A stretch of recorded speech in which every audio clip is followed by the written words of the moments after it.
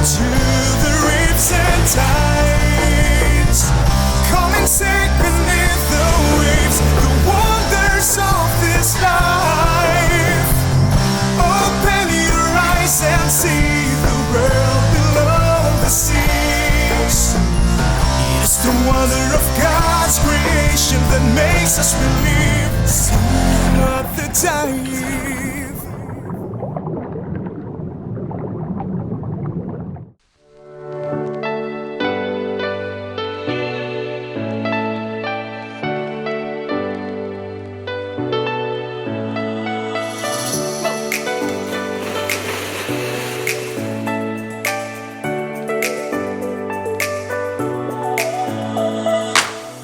Underwater adventure allows us to enjoy the opportunity to see the world beneath the sea.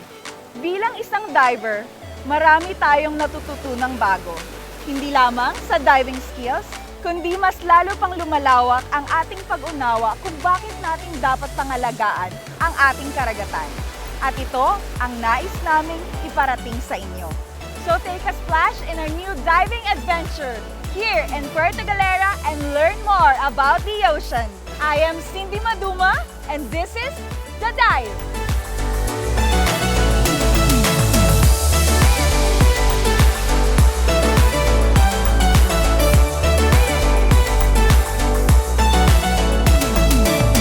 Puerto Galera offers a diverse diving experience. From beginners up to the experienced divers.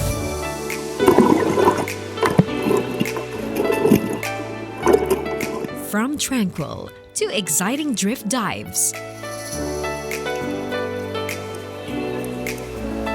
Today, we are about to experience the municipality's signature drift dive.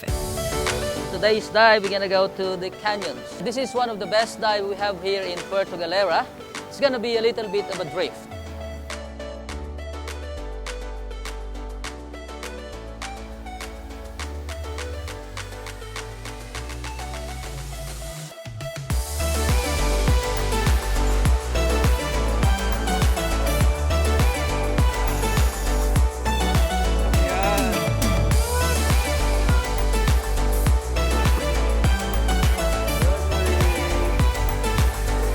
Canyons dive site is the dive to do in Puerto Galera for Exhilarating drift dive. This famous dive site is located in the northern tip of Puerto Galera's Y-shaped peninsula, only 5 minutes away from Scandi Divers Resort. It has a maximum depth of 30 meters where 3 fascinating canyons lie. A safe haven of a great variety of marine species from the bouncing current. Due to the up and down current here, canyons are ideal for advanced or experienced divers. We have reached our dive site, the canyons, and we will be going to the water in a little while. It's like 5 minutes boat ride from Scandi Divers. They said there is a little bit of current, but I think it's a good thing because if there's current, there's fishes, there's pelagic.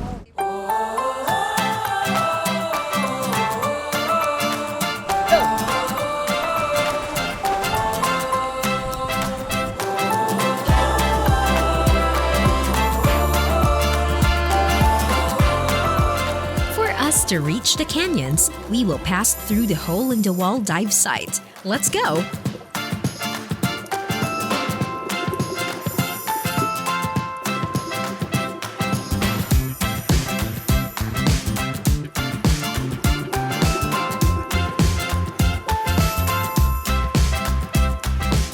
We are welcomed by abandoned sea snake gracefully swimming, searching for food.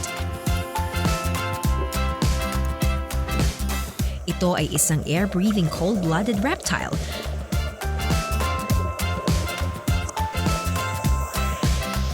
Bihirang mang-atake ng tao ang mga sea snakes pero dapat mag-ingat kapag naka-encounter tayo nito sa dagat.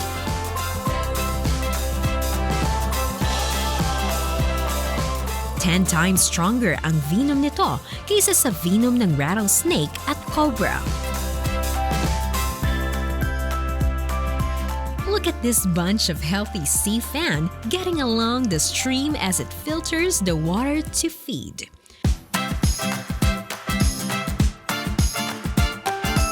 As we swim along, we felt a mild current pushing us to the first canyon. But we enjoyed the current as we enjoyed watching the scenery down here.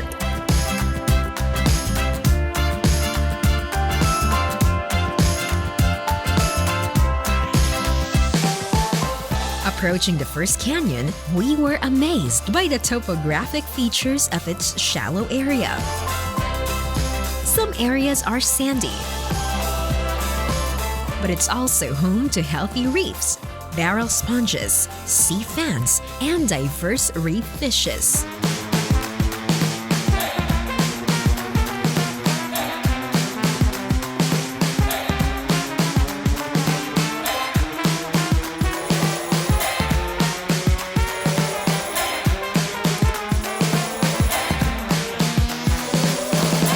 We saw these group of sweet lips.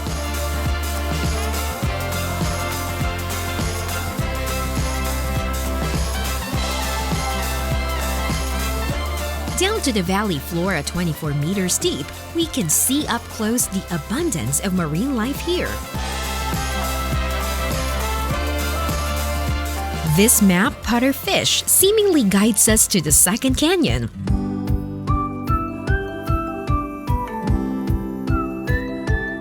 The depth of this canyon is 27 meters. Exploring around, we've seen another many-spotted sweet lips and a group of humpback snappers.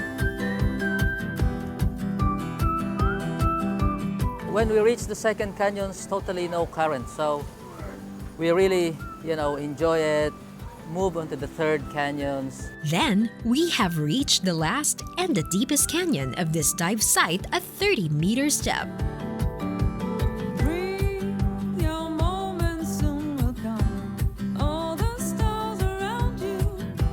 Pero ano nga ba ang canyons at paano ba nabubuo ang submarine canyons? Ang underwater or submarine canyon ay isang steep-sided valley o biyak sa seabed. Ito ay nabubuo dahil sa turbidity current o makapal na agos ng tubig sa dagat, dulot ng land erosion o kaya naman kapag may lindol. Mataas din ang density ng turbidity current dahil sa dami ng particles na dala nito tulad ng planktons na pagkain ng mga isda at ng iba pang species. Kaya naman, hindi katakataka kung maraming iba't ibang uri ng marine life ang makikita dito sa Canyons Dive Site. After a few minutes, when the computer tells us that we don't have enough time to stay there, we move up to the shallower depth on the top of the canyons, where we reach the anchor. Sinasabing ang anchor na ito ay mula sa isang Spanish galleon. 1.5 metro ang laki ng anchor na ito. It is kind of like the markings, or you can say that's the only proof that you have been to the canyons once you reach that from the galleon, very old. Such a wonderful way to end this Puerto Galera signature drift dive. We are now having our mandatory safety stop while enjoying this underwater view of the anchor. Thankfully, the current condition went fine. For this dive, we are having a blue water ascent. Make sure that you have your surface marker buoy or SMB balloon with you. It would keep you safe from boat traffic, especially during blue water ascent. Amazing experience, totally. It's like a great canyon underwater, and we ascended in the blue. It was awesome. We go for a dip dive this time, and then a lot of pelagics we've seen. There's a little slight current, but it's manageable. And I think the whole team had fun because I do. Up next, learn the drift diving safety tips as Cindy Madduma enjoys the multi-level dive experience at Dungon Wall. Magpapalik ang The Dive. The dive. The dive.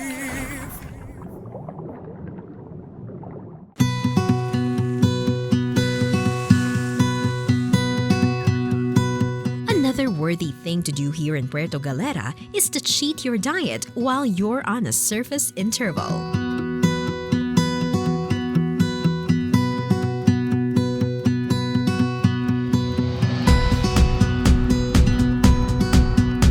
We have here a lot of sumptuous food prepared by Scandi divers. My favorite, bolognese. We have here salmon. I love this. And some soup. Warm soup after diving. Ayan, nauna nang kumain si Miko. Gutom na siya. Nauna pa siya sa akin. Yung cameraman natin, sobrang gutom na. So ano pang hinihintay natin? Tara, ciao!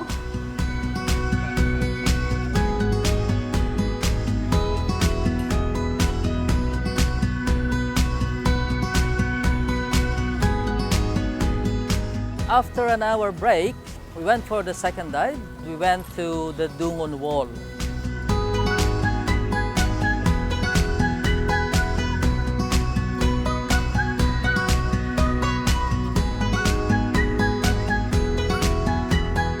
This place is known for beautiful hard and soft corals with lots of nudibranches to see. Very good for macro photo. Also, you will see lots of beautiful fan coral in there, which is really, photographers are really enjoying that place for that. You can also have some kind of a wide angle photo in there. So I recommend it for photographers as well. Also, open water diver is okay on this side. We are now at Dungon Wall. It takes us only 5 minutes ride from Scandi Divers, and we're about to go. In 1, 2, 3, go!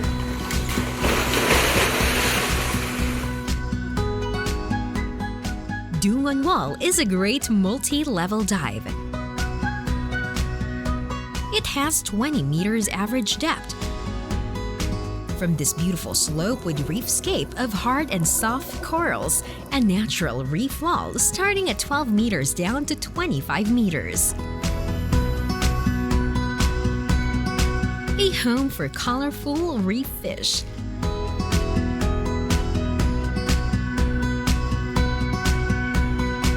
Down the slope, we can see different species of nudibranchs. Moray eels are also one of the creatures you can find here. Ang snake-like fish na ito ay may mahigit 200 species. Ang mga marine creatures na ito ay kadalasang nakatago sa mga corals or rock crevices. Dahil sa mucus coating sa balat nito, mabilis itong nakakalangoy sa mga maliliit na sulok ng corals. Ang moray eels ay ambush predators. And look, there's another hunting moray eel. Wow, a fascinating encounter with this amazing creature. Mga isda, squid, cuttlefish at octopus ang paborito nilang kainin. Ang mga moray eels ay nocturnal predators din o mas active sa gabi. Pero alam niyo ba na hindi ginagamit ng mga moray eel ang mata nito sa paghahanap ng pagkain? Ang mga moray eels kasi ay malalabo ang mata, kaya naman ginagamit ito ang sense of smell para makahanap ng prey. These creatures may have a creepy look because of its sharp teeth, but they can still be beautiful. Ang mga marine species na ito ay may mahalagang ginagampanan din sa marine ecosystem balance. Ang moray eels kasi ay kabilang din sa mga top predators sa dagat. As we explored the site, we felt this current against us. That's a pretty mild current. What should we do if we encounter a strong current while scuba diving? Gear up with these 3 safety tips you should know for drift diving like this. Number 1, choose a trustworthy dive operator. Before you drift dive, consider checking the dive operator. Dive like this should be led by an experienced and knowledgeable dive master or dive guide. The operator must have first aid supplies. Good thing Scandi divers have their professional dive guides like Kuya Rex and a first aid kit. Number 2, Do not fight the current. The ocean will always be stronger than any diver. Observe the current and then work with it, not by fighting it. The closer you are to the reef or bottom, the slower the current is. But remember to maintain proper buoyancy to avoid harming the corals or vertebrate and, of course, yourself. You may work a little bit with your fins to control your buoyancy. You can also enjoy the drift by riding it along and let the ocean do the work for you and take you on tour. Exhaustion can lead you to a low air supply. Number 3. Be prepared in case of separation. Before the drift dive, you should know the missing diver protocols. If you get separated into the group, search around for 1 minute. If you didn't find them, deploy your surface marker buoy balloon and then ascend slowly. Don't forget to do the safety stop. Once you're back at the surface, signal to the boat and ask for help. We just surfaced at Dungon Wall. It was a fantastic dive. We see a lot of beautiful corals, a lot of reef fishes. And one thing about this dive, kasi medyo may dumaan na konting longshore current, pero we were able to manage it. Masaya naman siya. Tapos we had fun during our surface interval. We had some photo ops there. Pero meron ding konting surge, pero we were able to manage it. It was fun. Super fun. And ang cute ng dalawang moray eel. Sinundan namin sila. Up next, know the vital role of the ocean current on our planet and how we can keep the ocean wonders flow sa pagbabalik ng The Dive. The dive. The dive.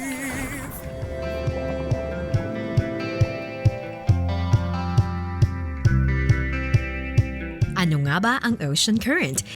Ito ay ang pag-agos ng tubig dagat. Nadya-generate ito mula sa mga acting forces tulad ng Earth's rotation, wind, temperature, water density o salinity, pati na rin ang earthquake, volcanic eruptions at maging ang gravitational force ng buwan.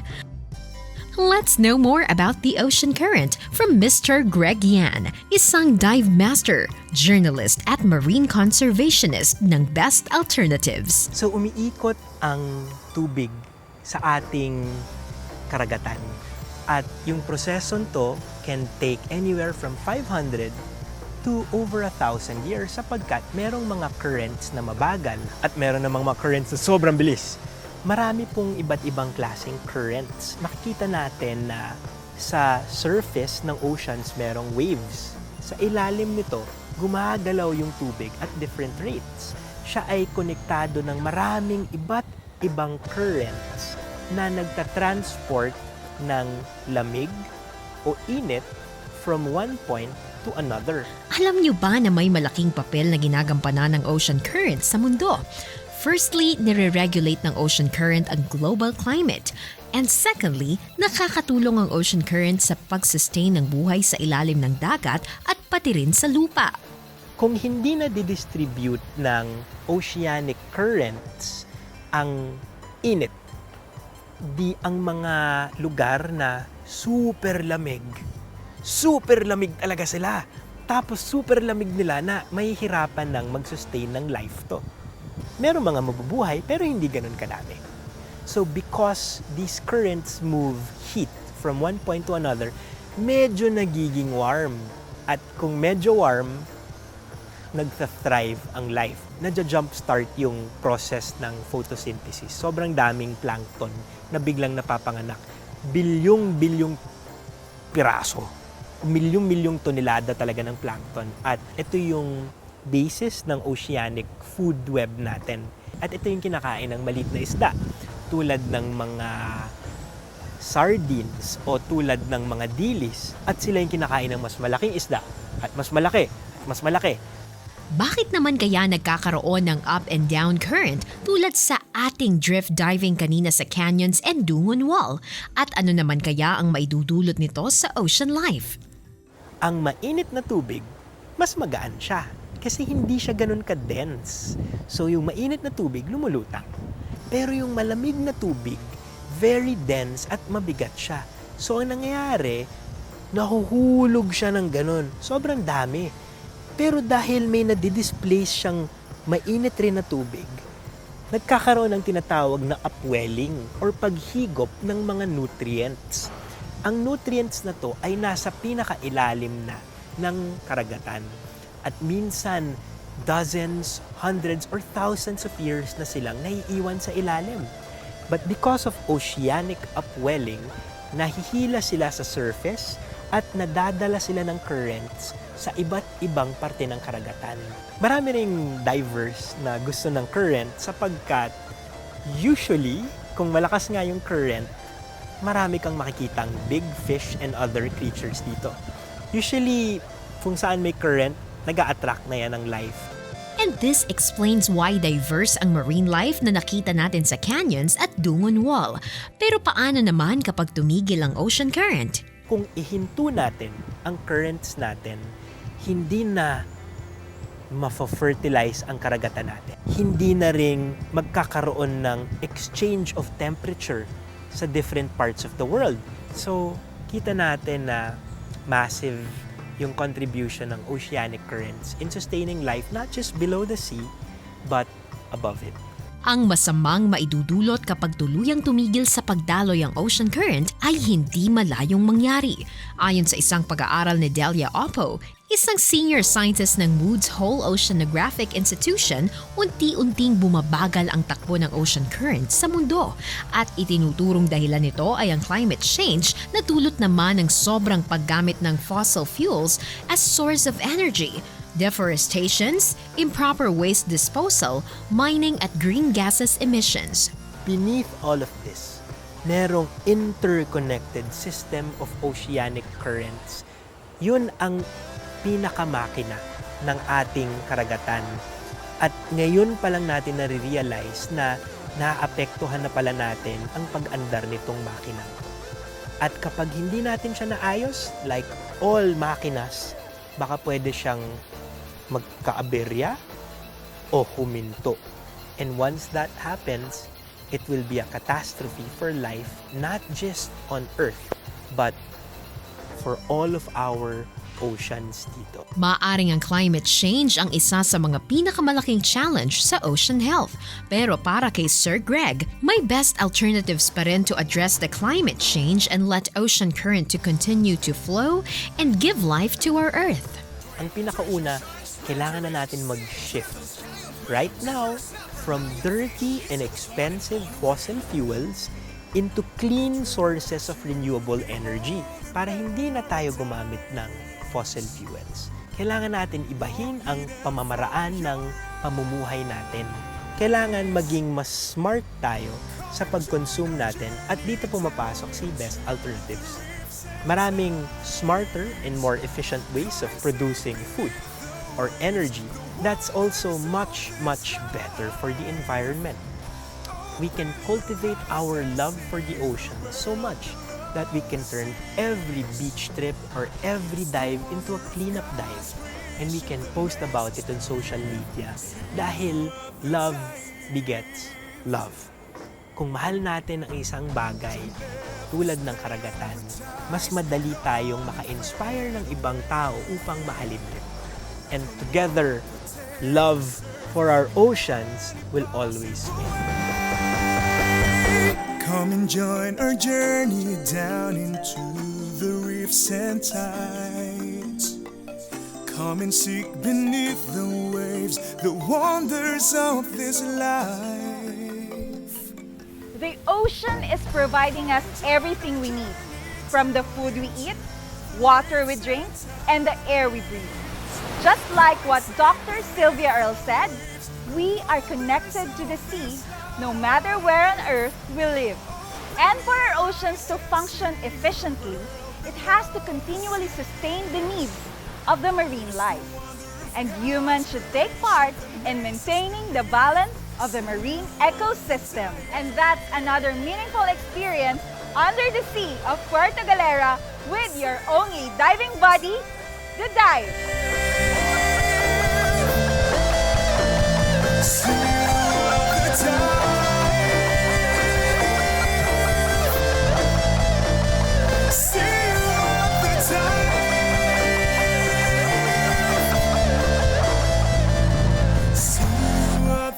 life.